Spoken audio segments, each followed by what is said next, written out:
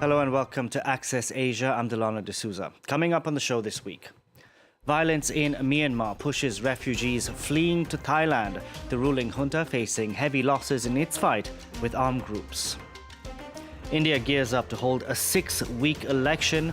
Prime Minister Narendra Modi hoping to secure a third term in office, but the opposition's accusing the ruling BJP of tilting the field. And parliamentary elections in South Korea hand the liberal opposition a landslide victory. Analysts say the poll, which was a referendum on President Yoon, has turned him from a lame duck to a dead duck. But first, troops in Myanmar have confirmed they've withdrawn their positions in a trade hub near the border with Thailand. Fighting between the army and armed resistance groups have been flaring for months. The ruling junta facing heavy losses, and the new reality has resulted in an exodus of Burmese flooding into Thailand. They're among the 4,000 Burmese per day who are fleeing the town of Myawaddy and seeking refuge across the border in Thailand. Myawaddy in southern Myanmar has been at the heart of clashes which erupted earlier this week between the junta troops stationed there and the ethnic minority group Karen National Union. Artillery shells and gunfire have prompted residents to leave, with border crossings doubling in just 1 week. I'm afraid. I feel safer on this side of the border. They can't bomb Thailand. According to the junta spokesman, 200 Myanmar troops stationed in Myawaddy have abandoned their posts and are sheltering on a bridge linking the trade town to the Thai district of Mae Sot. Thailand's foreign minister is visiting Mae Sot as the country makes preparations to take in what they estimate could be 100,000 people fleeing the fighting in Myanmar. There might be some possibility of the mass influx coming to Thailand. So that's why the Thai government need to get ready to plan on a more comprehensive approach to deal with the situation. Myanmar has been deep in conflict since its army overthrew a democratically elected government in 2021, but the junta's facing territory and troop loss as multiple rebel groups have launched offensives in the country. India is set to kick off its general election process on the 19th of April. The vote will be staggered over a 6-week period. The ruling BJP is hoping to retain its majority so Prime Minister Narendra Modi can secure a third term in office. The main opposition Congress party, meanwhile, is promising to create jobs for the youth and stop India's slide into what it says is an autocracy. The results are due on the 4th of June, but before the vote kicks off, the production of campaign merchandise has rolled into high gear. Vedika Behel reports. The world's largest election is looming, and producers of political party merchandise are working overtime, expanding their operations to cope with the surging demand. Many garment makers have converted their sari factories into a hub for election flags. During elections in India, the cheapest and best item used for political campaigns are banner flags.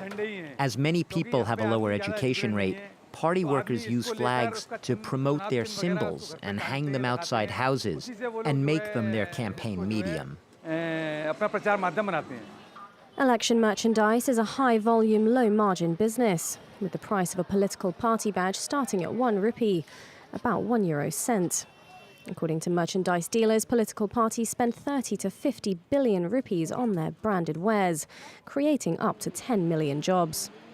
The country's election is held in 7 phases over 2 months, with merchandise sales set to boom across different regions in line with the phase. In the last election in 2019, Narendra Modi's Bharatiya Junta party spent a record sum, and it seems his party has once again outspent the rest. In terms of buying the merchandise, no one's remotely close to the BJP. Other candidates are scared to purchase goods and will only purchase after their nomination is filed. The centre of election merchandise is in the PM's home state of Gujarat, as well as hotspots like Hyderabad in the south and northern Mathura in India's most populated state of Uttar Pradesh. Phase 1 is due to begin April 19th, with vote counting slated for early June. South Korea's president is set to remain a lame duck for the rest of his time in office. This after recent parliamentary polls handed the liberal opposition a landslide victory. South Korea's prime minister and other senior presidential officials have offered to resign as the country's president promises to reform. Lisa Kamenov reports. It's a crushing victory as described by political observers.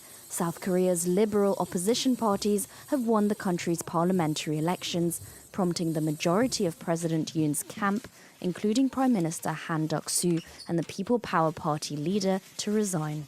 선택을 받기에 부족했던 우리 당을 대표해서 On behalf of my party, I apologize to the people for falling short. 국민의 뜻을 I solemnly accept the will of the people and am deeply remorseful. 반성합니다. I therefore accept full responsibility for the election results. With all the votes counted, the opposition's official landslide win has left President Yoon Suk-yeol and his People Power Party humbled. Yoon, who became widely unpopular in recent months over a series of corruption scandals and failure to deliver on his policy agenda, now promises changes to his administration and a series of reforms to stabilize the economy. The voting turnout reached 67%, the highest for parliamentary elections since 1992. The winning opposition parties promise to meet these voters' needs. The result of the parliamentary elections is not a victory for the Democratic Party, but a great victory for our people. Our Democratic Party will do its best to preserve the precious meaning of every vote cast. Wednesday's election was widely seen as a mid-term confidence vote on President Yoon. Now his domestic agenda for the remaining 3 years of office is likely to be set back as he faces his liberal opponents in the National Assembly. Joe Biden said the alliance with Japan was unbreakable as he hosted the country's prime minister at the White House. Fumio Kishida's state visit to Washington came as tensions with North Korea are on the rise. Earlier this month, Pyongyang fired a missile towards the Sea of Japan. It was the third such test this year. It's resulted in some Japanese building bunkers, as France 24's team on the ground found out. These fishermen are preparing to go to sea. North Korea recently launched a missile towards Japanese waters, but these men, one of whom spoke to us anonymously, are trying to stay calm. Yes, it's dangerous, but if something lands in the sea, I won't be able to escape.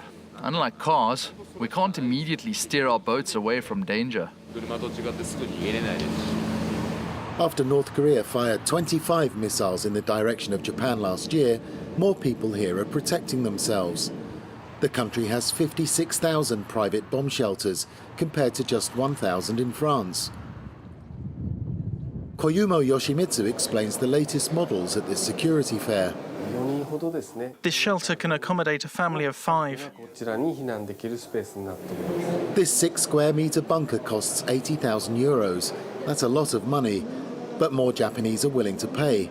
They're worried about North Korean threats and have one eye on the war in Ukraine. In the event of an attack, radioactive fallout could be spread by the wind. This way, people would risk exposure to radiation, but they would be safe inside this bunker. In case of an emergency, the government's J-Alert system sends loud warnings to residents via mobile phones and other means. But experts say the alerts are not enough. A missile launched by North Korea can reach Japan in 7 minutes. We have to educate people so they know where to take cover.